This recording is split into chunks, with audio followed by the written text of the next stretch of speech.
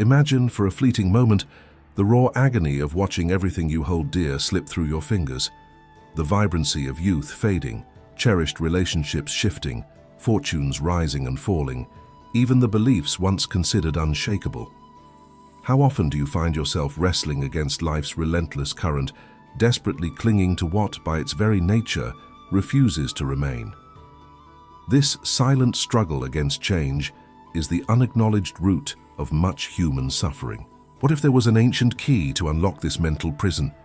A profound, timeless truth, unveiled by one of history's greatest sages, capable of transforming the sharp pang of loss into an enduring sense of peace. This isn't about apathy, it's about genuine liberation. Prepare to delve into Anicca, Buddha's core teaching on impermanence, a concept that, once truly grasped, promises to free your mind from its heaviest chains. Your journey to profound peace starts now.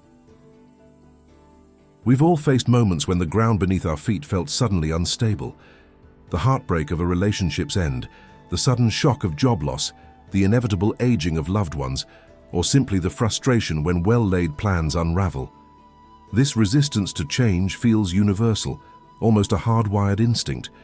We instinctively grasp for familiarity and security, and when it inevitably crumbles, the ensuing pain can often seem unbearable, leaving us reeling.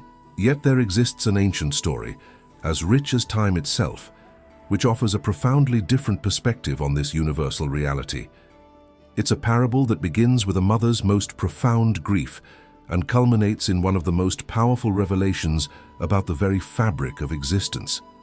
This narrative isn't just about a historical figure, it's about a foundational shift in how we perceive life's ebb and flow, teaching us to embrace rather than resist. This compelling tale brings us face to face with the Buddha, who, through his teachings, didn't merely observe that everything changes. Instead, he meticulously laid out a path, a practical philosophy, for us to not just acknowledge, but truly accept this fundamental truth. Anicca. He presented it as a potent antidote to suffering, a way to navigate life's relentless currents with grace and wisdom, rather than getting perpetually caught in the undertow. He didn't advocate for indifference, rather he urged us towards a profound wisdom in the face of life's constant flux. Before we delve deeper into this transformative story, please take a quick moment to subscribe to our channel for more timeless wisdom. Hit the like button if this message resonates, and tell us in the comments below which country and city you're watching from. Your engagement helps us share these vital lessons far and wide. In a quaint village during the Buddha's time, a young woman named Kisa Gotami lived a life centered entirely around her infant son. He was her sole joy, the very purpose and light of her existence. Yet life, in its relentless and often cruel impermanence, mercilessly snatched away this precious treasure. Her beloved child fell gravely ill, and despite her fervent prayers and desperate attempts, he eventually succumbed to his illness, becoming still. Kisa Gotami's grief was not merely deep, it was an overwhelming, all-consuming force, a raw wound in her soul. Her profound denial made the loss utterly incomprehensible, refusing to acknowledge the stark reality before her. With her son's lifeless body cradled tightly in her arms, she wandered aimlessly through the village streets, a figure of profound sorrow, knocking frantically on every door, her voice hoarse from endless pleas. She implored anyone and everyone she encountered, desperately begging for a magical remedy, a potent medicine that could somehow, miraculously, bring her precious son back to life. The villagers, witnessing her heartbreaking ordeal, watched her with a mixture of profound pity and a shared, quiet sadness. They had all known the sting of loss, the unyielding, undeniable finality of death, and recognized her futile struggle against the inevitable. Their hearts ached for Kisa Gotami, understanding the depths of her anguish. They offered what comfort they could, some gentle words, others a sympathetic touch, but none could offer the one thing she truly craved, a reversal of fate. Her denial blinded her to their shared humanity, to the universal experience of sorrow that bound them all. She was utterly consumed by her singular immediate pain, unable to perceive the broader truth. She continued her relentless, heartbreaking quest, her steps heavy, her spirit shattered, clutching her son's cold form. Each door opened and closed, revealing no answers, only reflections of her own despair. The sun began to set, casting long, mournful shadows across the paths she trod.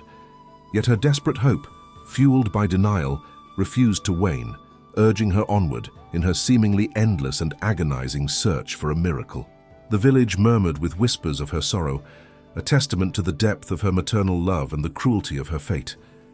Her image, a young mother clinging to death, became etched in the collective memory, a poignant reminder of life's fragility. Kisa Gotami was at this moment the embodiment of attachment and the immeasurable suffering that arises when one resists the very flow of existence. In her relentless and utterly desperate pilgrimage through the labyrinth of her grief, a glimmer of light, however faint, began to pierce through the dense fog of Kisa Gotami's sorrow. She heard whispered tales of the Buddha, an enlightened being, revered by all who resided in the vicinity. His reputation for immense wisdom, coupled with his boundless compassion, had reached her ears, offering a fragile yet compelling thread of hope. With the last vestige of her energy and a fresh surge of desperate hope, she turned her weary footsteps towards the place where the Buddha dwelled.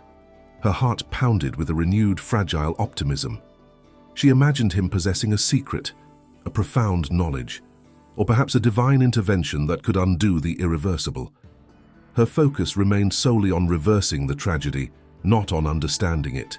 Upon reaching the Buddha, she prostrated herself at his feet, a figure of utter despair, her son's small, lifeless body still clutched tightly and tenderly in her arms. Her tears, a torrent of raw anguish, streamed down her face, wetting the dusty ground beneath them. Her voice, choked with emotion, cracked as she uttered her fervent plea, "Master, please, save my son. Tell me what medicine can bring him back to life." Her desperate words hung heavy in the air, laden with the weight of a mother's unspeakable pain. She looked up at the Buddha, her eyes brimming with a fragile expectation, believing he held the key to her salvation. She was certain that such a wise and compassionate being could surely perform the miracle she so desperately sought, restoring her world to how it once was before sorrow struck. Kisa Gotami had heard stories of his profound abilities, of his insight into the nature of suffering and liberation. However, in her present state of profound despair, her understanding was limited. She believed his power would manifest as a literal cure for death, a magical intervention rather than a spiritual transformation. Her plea was for a physical remedy, not yet for inner peace or philosophical understanding. Her belief in a material solution to her spiritual agony was absolute. She couldn't yet fathom that the true remedy lay not in reviving the dead, but in transforming her own perception of life and loss. The Buddha, with his profound insight, understood this deeply. He knew that the path to her healing wouldn't involve a magical herb, but a profound and personal awakening to a universal truth. The Buddha gazed upon Kisa Gotami, his eyes reflecting an ocean of profound compassion, yet unwavering in their wisdom. He didn't offer a harsh rebuke for her blindness to reality, nor did he simply instruct her to accept her fate. Instead, he presented a path, a task that on the surface seemed straightforward, yet held the potential for a transformative, deeply personal realization beyond her immediate comprehension. With a voice that was both gentle and firm, he said, "Yes, Kisa Gotami, I can indeed help your son return to life. But for this, I require a specific ingredient, a handful of mustard seeds. You must bring them from a house where no beloved person, not a single one, has ever faced the inevitable touch of death." His words were clear, yet held a subtle, profound implication. A tiny, almost imperceptible spark of hope ignited within the young mother's shattered heart. Her spirits, which had been so utterly crushed, began to lift, however slightly. "A handful of mustard seeds, and from a house untouched by death," she murmured to herself, processing his words. This seemed like a remarkably simple task, easily accomplished compared to the monumental grief she carried. A surge of renewed vigor coursed through her weary body. She had expected a complicated ritual, perhaps an arcane incantation or a rare, mystical herb from distant lands. But mustard seeds, they were a common commodity, found in nearly every household. This is a simple task, she thought, a ray of light piercing her despair. With this rekindled, if misguided, hope, she turned and departed. Kisa Gotami left the Buddha, clutching her lifeless child, convinced that she had been given a direct route to his resurrection. Her mind was already racing, picturing herself returning triumphantly with the precious seeds, ready to witness her son's miraculous awakening. She believed a tangible solution, an actual medicine, awaited her once she fulfilled this seemingly modest request, an ingredient for a healing potion. She saw the Buddha's condition as a test of her devotion, a preliminary step before the real magic could unfold. His profound wisdom, which she had sought, was now perceived through the distorted lens of her desperate desire. Little did she know, the true medicine wasn't in the seeds themselves, but in the journey she was about to embark upon and the universal truth she would encounter. Filled with a renewed, albeit fragile, hope, Kisa Gotami began her earnest quest, going from door to door in the bustling village. She approached every household, from the grandest, most prosperous abodes to the humblest, most unassuming huts, her heart buoyed by the belief that her simple mission would soon yield the precious, death-free mustard seeds. She was determined to fulfill the Buddha's condition. In each home she visited, she would carefully explain her sorrowful predicament and then pose her precise question: has any beloved individual ever passed away in this house? Has anyone here ever experienced the profound loss of a child, a parent, a mother, a brother, or even a cherished friend? Her voice, though still tinged with grief, now carried a hopeful urgency as she sought her specific reply. And in every single home, without exception, the response she received was heartbreakingly consistent. A gentle shake of the head, a sigh, a faraway look in the eyes of the homeowner. Some recounted poignant tales of loved ones succumbing to the gentle embrace of old age. Others spoke of the harsh grip of illness, and still others shared stories of sudden, tragic accidents. The collective narrative was clear. Nobody could provide her with the mustard seeds that met the Buddha's specific, seemingly impossible criterion. There wasn't a single dwelling, not one, within the entire village that remained untouched by the cold, pervasive shadow of death. Every family, every individual, had intimately known the searing pain of loss, a universal thread weaving through their very existence. With each successive door, with every shared story of profound loss, Kisa Gotami's initial fervent hope began its slow, inevitable decline, giving way to a nascent, dawning realization. The truth, in its stark and inescapable clarity, started to unravel within her heart, quietly dismantling the fortress of her denial. Her personal tragedy was not an isolated incident. It was a shared human experience. Her individual sorrow, which she had clutched so tightly, now began to feel less unique, less a personal affront from fate, and more a thread in the vast tapestry of human existence. The relentless, undeniable truth of impermanence, of Anicca, was no longer an abstract concept but a deeply felt, visceral reality, revealing itself through the shared tears and quiet grief of an entire community, connecting her to all. Kisa Gotami's arduous journey, far from yielding the special mustard seeds, had instead gifted her with something far more profound. Exhausted, not just physically from her ceaseless walking, but deeply from the sheer, unrelenting resistance of her inner spirit, she finally found herself sitting by the roadside, seeking refuge under the sheltering branches of a venerable, ancient tree. The setting sun painted the sky. As the gentle light of the moon began to illuminate the silent world around her, a profound realization, sharp and clear as a bell, finally dawned upon her. Her individual anguish, which had felt so isolating and unique, was not hers alone. It was, in fact, an intrinsic universal thread woven into the very tapestry of human experience. Every heart knew this specific ache. She understood now with an undeniable clarity that death was not a personal curse or a cruel punishment inflicted solely upon her. Instead, it was an immutable, inescapable law of existence, an intrinsic part of the grand, ceaseless cycle of life itself. Everything that comes into being must eventually pass away. This simple yet profound truth resonated deep within her being, quieting her restless mind. With this deep, all-encompassing understanding, the crushing weight of her denial began to lift, dissipating like morning mist. She finally embraced the profound impermanence of both life and death, recognizing that clinging to what cannot last only perpetuates suffering. This acceptance wasn't a surrender to despair, but rather a profound liberation from the relentless grip of her illusion. Tenderly and with a newfound sense of peace and reverence, Kisa Gotami laid her beloved son to rest, performing the burial rites with a dignity and quiet grace that had been utterly absent from her frantic wanderings. Her actions were no longer fueled by denial, but by a serene acceptance of reality, a deep respect for the natural order, and a love that transcended the physical presence of her child. She returned to the Buddha, not clutching the elusive mustard seeds, for none could be found, but radiating a tranquil peace that surpassed all understanding. Her face, once etched with agony, now held an expression of profound serenity, a quiet wisdom reflecting her inner transformation. She had been truly liberated, not from death, but from the unnecessary suffering caused by her refusal to accept the truth.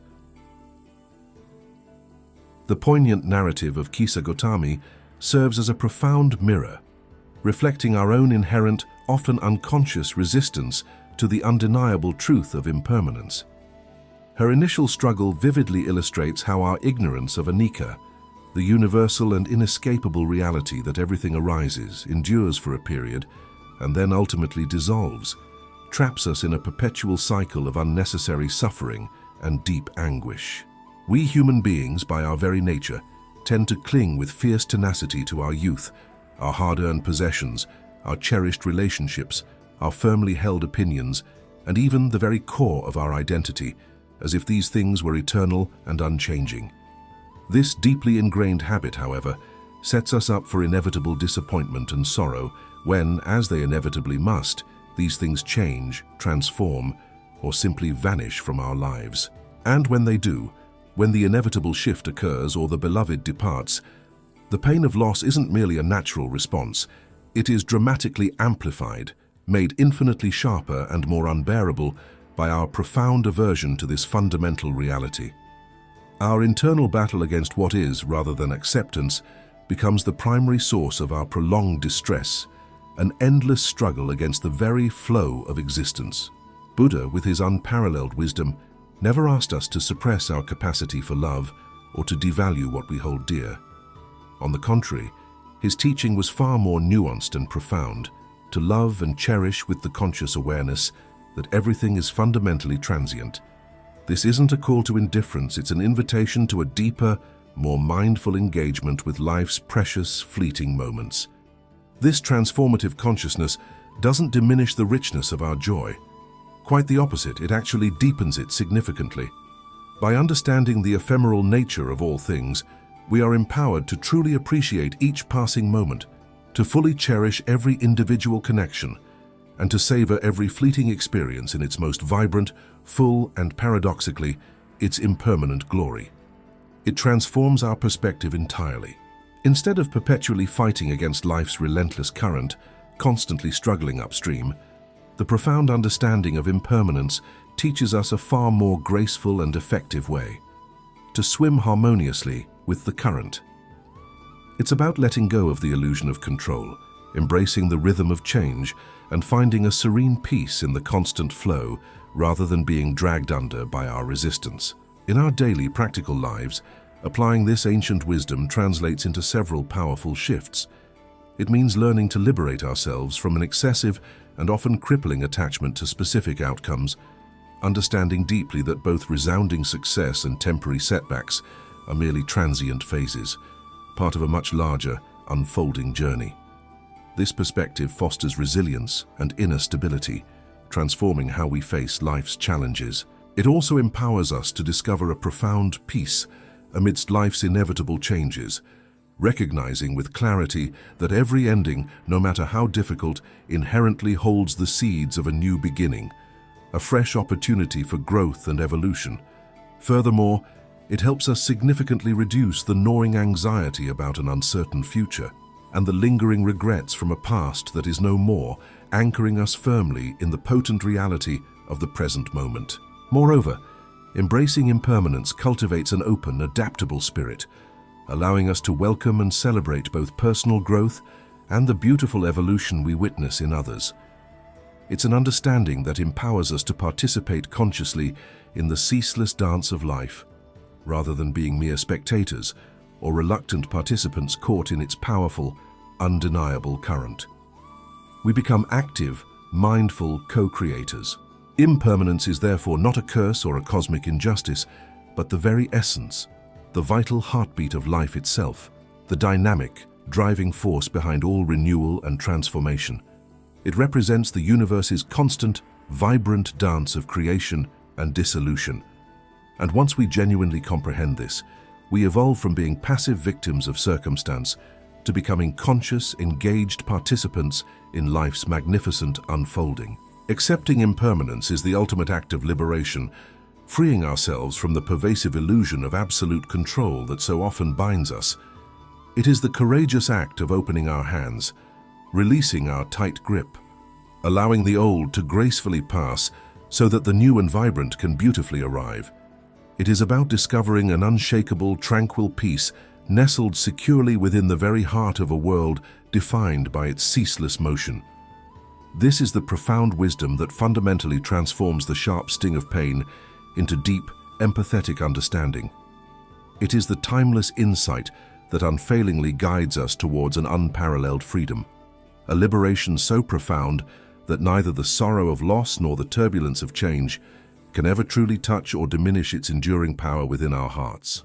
Thank you for watching, and remember, your insights fuel our community. What aspect of Kisa Gotami's journey resonated most deeply with you? Share your thoughts below. Don't forget to subscribe, leave a like, and we'll see you in our next exploration of Asian wisdom.